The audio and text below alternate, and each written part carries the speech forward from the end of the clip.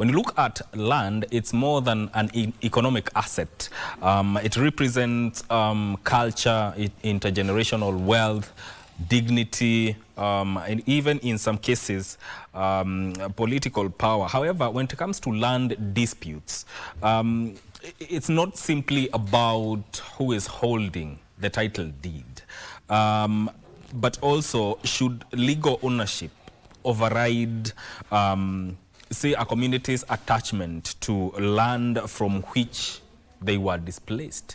That is why we are asking, can statutory ownership coexist with ancestral claims when it comes to matters of land? That is the basis of our conversation today, of which I am having with Turunga Ithadi, who is an advocate and mediator. Karibu sana to Good Morning Kenya.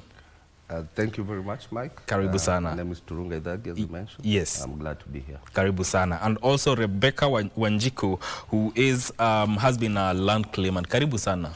Naitwa Rebecca Wanjiku. Yes. Ni mkazi wa Kakuzi. Kakuzi. Yeah. Asante sana kwa kuja hapa KBC. Asante. And also Kimathi Kithure, who is a human rights defender. Karibu sana. Thanks for having me. You're doing great this morning. Yes, thank you. Let's get into the conversation, and I want to start with you, Wakili.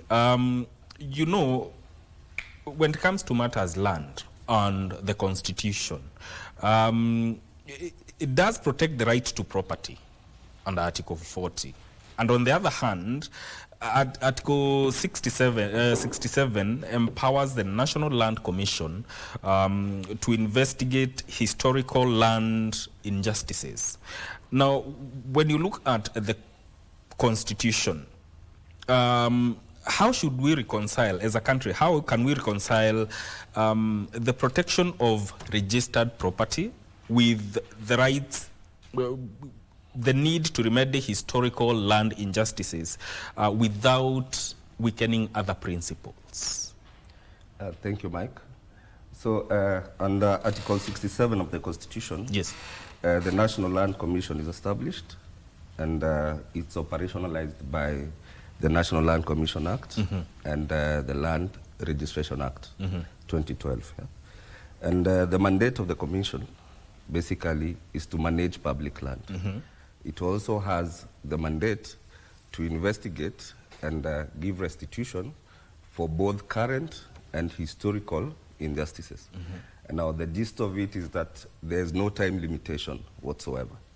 Parliament had tried to cap this at 5 years. Yes. But now with the human rights issue or the historical land injustices issue, there's no time limit. So you can bring a claim under historical land injustice from way back.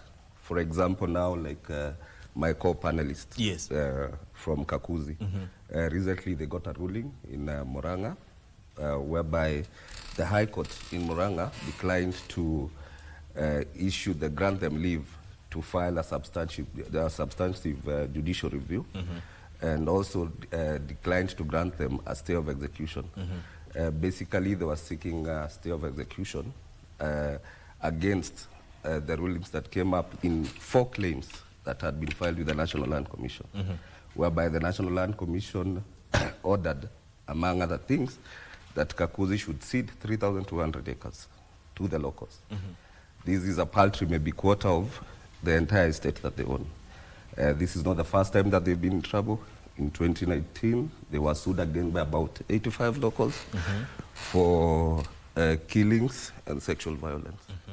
Their parent company in the UK, called Canalia PLC, managed to settle this at around 696 million. So, as it is, the reason they were seeking stay, and perhaps the reason they wanted the decision of the Commission quashed, is because it may open a Pandora's box for class action claims that may come. And basically, they are very expensive. There are many groups of people that may come claiming.